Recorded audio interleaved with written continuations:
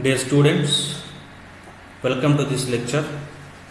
In this lecture, we talk about the construction working principle of monostable multivibrator, derivation of or pulse width of monostable multivibrator, and also see the practical applications of the monostable multivibrator and disadvantages and advantages of the monostable multivibrators.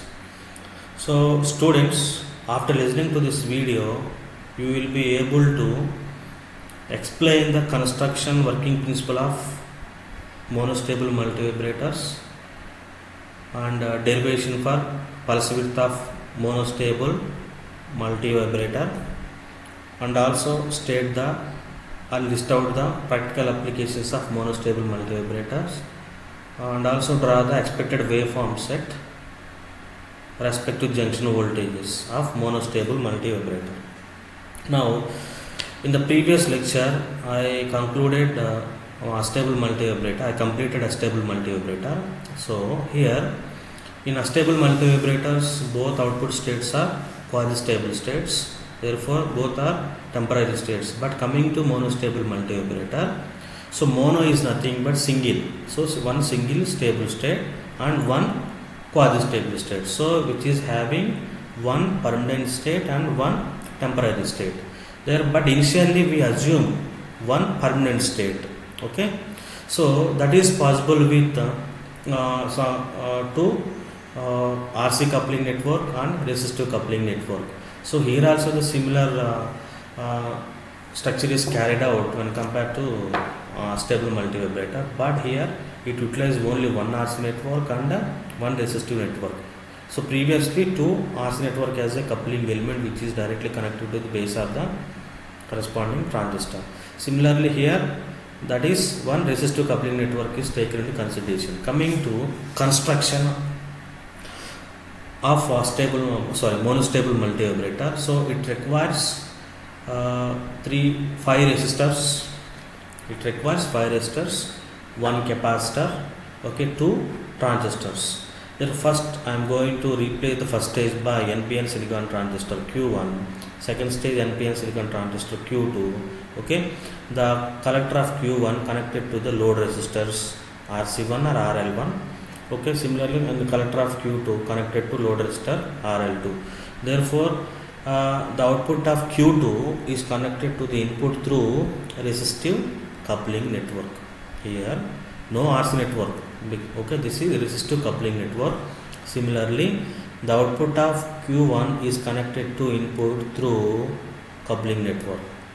So that is RC coupling network. So monostable multivibrator, it utilizes one RC coupling network as a feedback element and one resistive network as a feedback element. But okay, so these are the connections and elements required for construction of monostable multivibrator. Now coming to here, in the base of Q2, also Q1, so I am assuming that minus VBB, external supply, negative biasing supply is given to that corresponding base of Q1 transistor. So it means that, therefore initially I am assuming that Q1 off and Q2 on. So Q1 off and Q2 on is the one stable state. Okay, so suppose if we assume Q1 on and Q2 off, so simply changing this feedback path, this RC network should be connected to base of Q1, the resistive coupling is connected to base of Q2, but choice is yours. So but in this case I am assuming that one permanent state should be that Q1 off and Q2 on. Suppose if we assume Q1 on and Q2 off as a one stable state, so simply changing these positions of the respective coupling network in the corresponding circuit. Okay, but this is a simple construction circuit diagram of monostable multivibrator. Now coming to this connection is nothing but, so initially this is off, Q1 is off. How Q1 is off? Because negative external supply is connected to the base of transistor Q1, then immediately Q1 is entering into cutoff mode, right? So this is Q1 off and Q2 on. Similarly Q2 on, so Q2 on, this is initial condition, right? Therefore sufficient base voltage is required. That base voltage is provided by this path. okay, that plus VCC R1, therefore that is directly connected to VB2. So this path required to provide a sufficient base voltage, that base voltage is greater than or equal to 0.7, therefore Q2 is in saturation mode. So therefore initial condition should be, I am assumed as this is a fixed or permanent stable state, Q1 off and Q2 on. Therefore Q1 off, therefore negative supply or some grounded is connected to base. Suppose if you want to change the state, initially stable state to again quasi stable state, from quasi stable state to quasi stable state, external triggering is required here. Therefore one triggering circuit is, trigger input is required to change the stable state to quasi stable state. So that's why this connection is established here for sake of giving a proper triggering input to the corresponding transistor. Suppose this is off. So suppose if the trigger input is connected to off transistor, you must consider a positive pulse or positive spikes are taken into consideration, because positive pulse means that which is greater than 0.7. Suppose if Q1 is on, Q1 is, to make Q1 is on, there how much base voltage is required? 0.7 and above is required. So that is given by the external triggering input circuit. That's why if the trigger circuit is connected to the off transistor of the base, you may consider the positive triggering pulse. Suppose otherwise, or there is another choice also there. Suppose if we consider negative pulse or negative spikes as the triggering input. So therefore negative spikes means that, therefore that is below the cut-in voltage 0.7 volts. Therefore, so already initial state Q2 is on. Therefore if we consider negative spikes as a trigger input, then that is connected to the on transistor of the base. Okay, this is the fundamental difference between that positive triggering input and the negative triggering input is, but the proper connection is necessary to felicitate the a proper transistor is driven into the corresponding states. Okay, but here in this case a positive pulse is taken into consideration because Q1 is off is there. Therefore the positive pulse is provided sufficient base voltages 0.7 and above, then immediately Q1 is entering into saturation mode. Okay, whenever this is saturation mode, therefore the drop should be, output voltage drop should be of Q1 is, that is 0.3 volts, that is 0.3 volts, that is VC side, right? Okay, similarly obviously this one is off. Whenever the same 0.3 volts is connected to base of Q2, then immediately Q2 should be off. Q2 should be off means that therefore the output of Q1 should be again rises. The same voltage is connected to base of Q1. Again this is again on. Okay. So again this is on. Therefore here, this is positive and negative. The capacitor should be discharges through the proper signal. So here the thing is that stable state to quasi stable state, this external triggering is required. From quasi stable state to the initial state, quasi stable state, no external triggering is required. By itself it revert back to the original state, that is due to the RC network provided in the circuit. So this is the simple construction circuit diagram, connections required in the monostable multivibrator.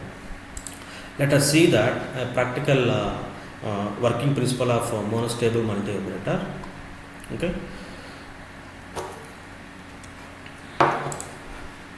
So working of monostable multivibrator, this is the circuit diagram. Just now I told that the construction circuit diagram. Therefore minus VPP or 0 volts are sufficient. Therefore Q1 is driven into off mode. So therefore initially assume one stable state by external negative supply connected to the base of Q1. So this is okay. Initially I am assuming that one stable state, that is Q1 off and Q2 on. This is the initial state. So Q1 off means that, therefore this is replace the transistor Q1 by open circuits. This is short circuit. Short circuit means the collector enter should be connected or shorted. Okay. Therefore whenever this is on, Q2 is on, therefore how much the base voltage Q2, how the Q2 is on, sufficient base voltage is provided by this part, that is plus VCC R and this VB. If this voltage is nothing but this voltage, so apply KVL to this loop. VCC minus current flow through the base of transistor is IB2 into R and minus VB2. If VB2 is equal to simply VCC minus IB2 into R. So this amount of base voltage is sufficient when Q2 is driven into saturation. Okay, so that's why we will confirm that stable state. So Q1 is off and Q2 is on. So Q2 is on, we will confirm based on the base voltages due to the path provided in the base of transistor. So that's why initially I am assuming that this is Q1 off and Q2 on. Okay, now if you want to change the state, okay, from initial stable state to quasi stable state, so external triggering circuit is required. Consider external trigger pulse, either positive or negative pulse is taken into consideration, but the proper triggering pulse is necessary to drive it into the quasi-stable state. So coming to, let us consider a positive trigger pulse. Therefore, like this is 0 and above the 0 some positive voltages. Okay, like minimum how much voltage is required? 0.7 voltage is required to drive into the saturation mode. Or the positive pulse is directly considered, or positive spikes. Positive spikes are generated with the help of one simple circuit is there. That simple circuit should be like this high pass RC circuit. Therefore, the output input is square waveform.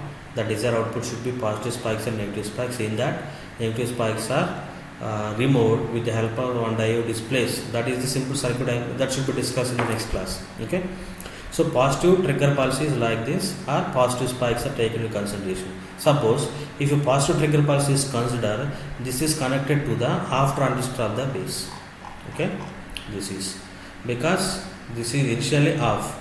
So positive voltage is how much? 0.7 is required. Then immediately Q1 is entering into saturation mode. So therefore, this positive trigger pulse is connected to the half transistor of the base.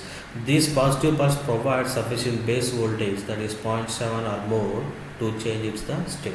Therefore, that is initially Q off and off to on due to positive pulse. Suppose we may consider another trigger input also, that is negative trigger pulse.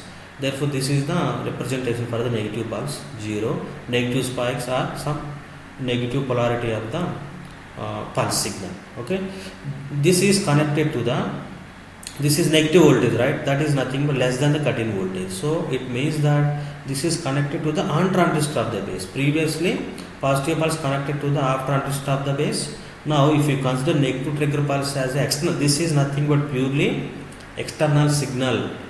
Okay, one circuit from that we consider this is the external circuit. This external output is connected to the respective bases. Okay, suppose if this is a negative trigger input is taken into consideration, this is connected to the on transistor of the base. Okay, therefore this is negative pulse provides sufficient base voltage, it is driven into the cutoff mode. Therefore that is less than this, because this voltage should be negative. Therefore negative voltage is less than the 0.7 voltage, then immediately transistor is on to off is possible. So there are, you may choose either positive trigger pulse or negative trigger pulse, but the proper connections where it is connected is very very important. Suppose positive trigger pulse is connected to the off transistor of the base, negative trigger pulse input is connected to the on transistor of the base is taken into consideration. Now that is initial position. So stable state to quasi-stable state. Now this is the initial state Q1 off and Q2 on, that is permanent state with the help of this external triggering pulses. Therefore this is switches to quasi-stable state, that is Q1 on and Q2 on. So present this is our current state. Current state is nothing but quasi-stable state. Quasi-stable state is nothing but a temporary state. Therefore the temporary state, whenever quasi-stable state is there, therefore that base is directly connected to the RC network. Therefore how many quasi-stable states are there in this monostable? Only one quasi-stable state. So it requires only one RC network. In the previous stable multivibrator, two quasi-stable states are output states. Therefore two RC networks are required in that case. Therefore whatever the operation we explained in the stable multivibrator, the same operation is carried out in the monostable multivibrator only for quasi-stable state condition. So this is our current quasi-stable state Q1 on and Q2 on. Due to that external triggering, it is switches from initial state to current state. Okay, therefore this is the required capacitor discharging path. So here Q1 on, Q1 on is nothing but collector and emitter should be short circuit. Therefore the positive is connected to the collector terminal, negative plate is, therefore the current direction would be like this. Therefore from VCC through R through capacitor and collector emitter should be shorted. Okay, therefore that's why this path, this current direction is like this, first coincide with the negative polarity. Therefore the capacitor should be discharges through R from supply. Okay, if this quasi-stable state is revert back to original state, it will take some amount of time. That time we call it as the delay time. Okay, therefore that is nothing but the drop across capacitor is nothing but VC. If this VC is greater than or equal to 0.7, then immediately Q2 is in previous is off, now entering into R by itself. It revert back to the original state. Due to this, because we know that this is simple low pass RC, I already stated in the stable multivibrator. Similar concept is carried out here, because here only utilize one RC network. Okay, this drop across capacitor is nothing but this voltage should be rises and initially discharges up to minus VCC. Therefore rises is minus VCC or minus, initially I am assuming VCC should 12 volts, minus 12, minus 11, minus 9 up to reaches to point. But this EB2 waveform is reaches to cut-in voltage. It will take some amount of time. It is not an instant effect. Therefore the capacitor is present here. Therefore the gradual increasing is present in case of phase of waveform. Therefore the VC or VB2 is greater than cut-in voltage, then immediately transistor Q2 is entering into the saturation mode.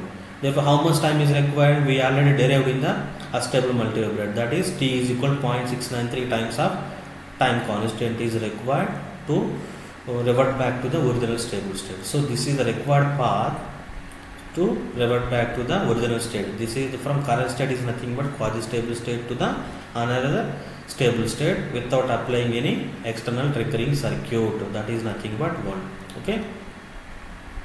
Okay. Coming to that derivation. So these are the waveforms of monostable multivibrator.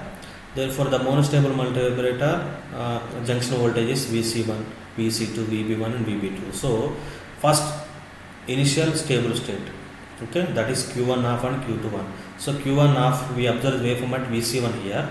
So VC1 is at Q1 off. Therefore the output should be rises, right? Rises. Similarly here Q1 second, this is quasi-stable state, second state. Q1 is on here. Q1 on is nothing but what about VC1? That is low, that is 0, VC is set. So previously high, this is low. Therefore NPN silicon transistor, what is the typical value? 0.3 volts. Like similarly repeat this, again revert back to original state. From here to here no external triggering is required. Therefore certain rounding effect is present due to the presence of capacitor. Okay, it is not a complete rising of VCC. Therefore some distortion should be occurs in this case. That's why this is, we call it as a rounding effect in monostable multivibrators. Okay, we have to eliminate this rounding effect.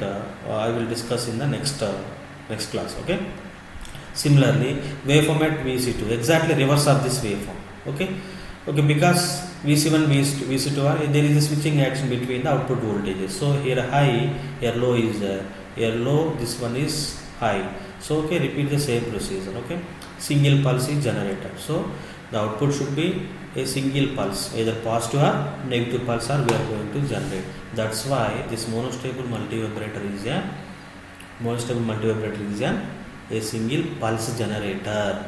That it is also called a one shot, because only one triggering is required. From here to here one triggering is required. From here to here no triggering is required. What about that? Here VC waveform should be a negative pulse, VC2 waveform should be look like a positive pulse. That's why the desired output of monostable multivibrator is a pulse generator. Similarly, look at the waveforms at VB1. So VB1 is Q1 off, right? So Q1 off means that that is entering into cutoff, that is negative voltage, minus some minus 1 or minus 2, minus, next coming to VB2 in the quasi-stable state, VB1, Q2 on. So Q2 on is nothing but entering into immediately VB sat. So again revert back to original state, that is VB sat. So the waveform should look like some a square type, single pulse type. Okay, VB2. So this is very important, right? VB2, because AVB2 base directly connected to the RC coupling network. Therefore, the waveform of VB2 is look like an unstable multi-operator. Okay. So initially here VB2 waveform at BT Q2 on is nothing but transistor should be entering into saturation. The voltage at VB2 is nothing but VB is at, that is 0.7 volts. Next, quasi-stable state. So only exponential increasing is possible only in the quasi-stable state duration. Therefore, the delay width or pulse width of any type of multivibrator is derived only the duration of the quasi-stable states. Okay. Here Q1 is on and Q2 off. So here VB2 waveform, we observe the VB2 waveform. So here Q2 is off. Therefore, the capacitor should be discharges up to minus VCC. Therefore, slightly increases because the capacitor should be discharges more and more. VB2 voltage should be rises. VB2 voltage should be rises. That's why it is not a instant effect. It is a gradual increasing, like minus 12 volts, minus 11, like that, and reaches to 0.7 volts. Okay, and again revert back from here to here. No triggering is required by itself. How much time is required? T time is required. That is nothing but 0.693. That is already derived in the stable multi-operator. One quasi-stable state duration. How much time is required to revert back to original state?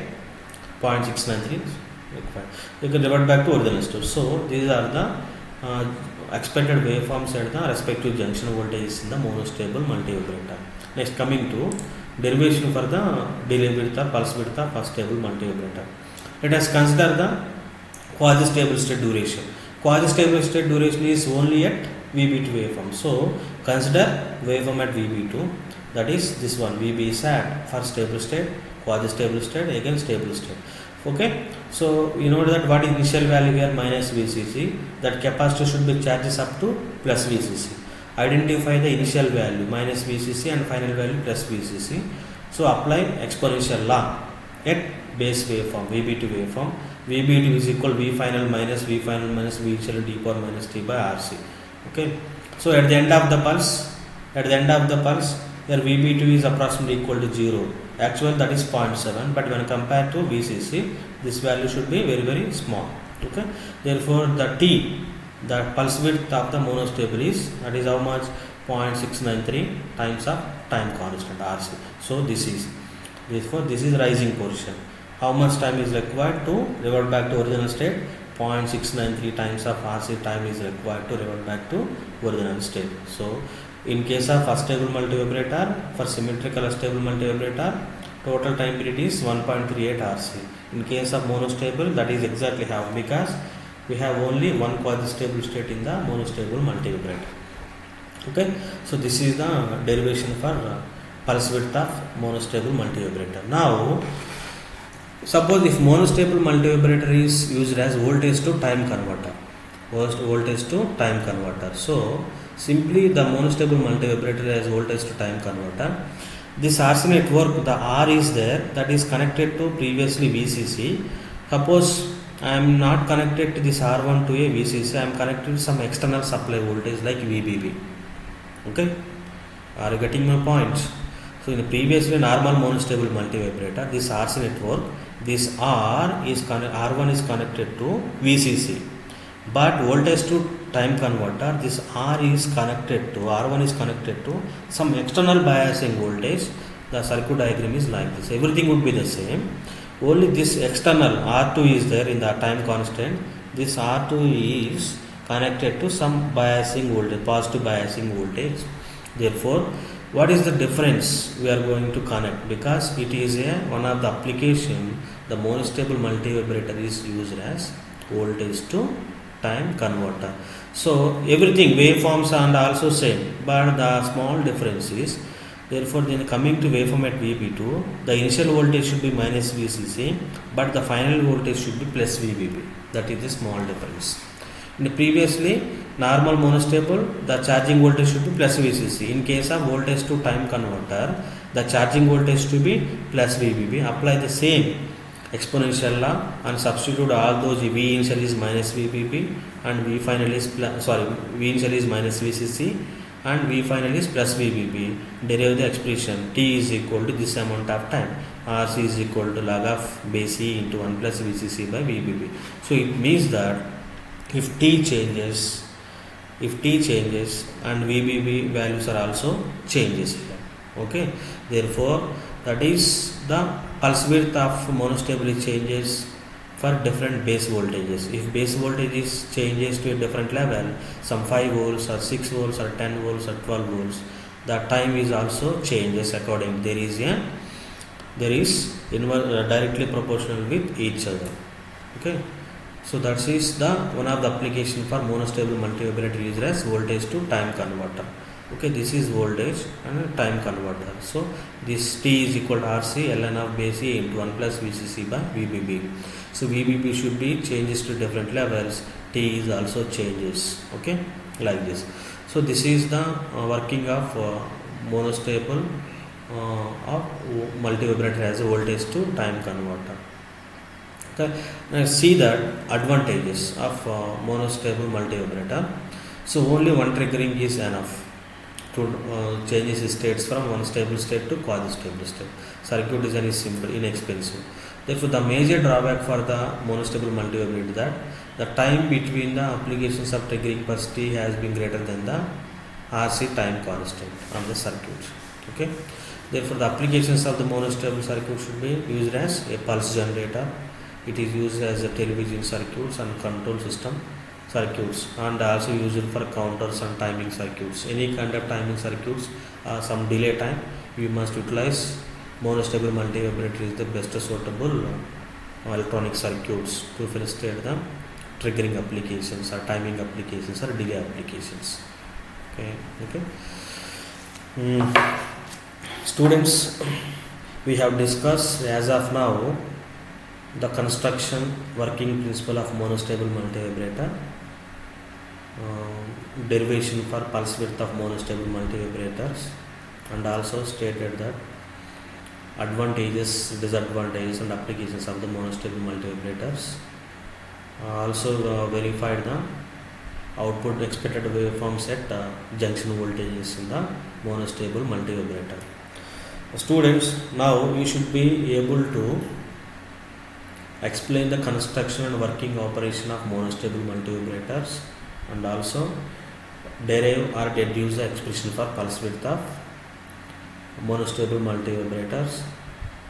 List out the applications of monostable multivibrators and also give the advantages and disadvantages of the monostable multivibrator. Okay, thank you, dear students. I hope this lecture is understood to everyone. So this is the primary difference between the monostable and astable multivibrators. So here coming to some review points in 1 to 2 minutes. A stable multivibrator requires 2 quasi-stable states, which quasi-stable state requires 0.693 times of RC time constant. Therefore 2 quasi-stable are there. For symmetrical stable, 1.38 times RC is required to driving the entire cycle.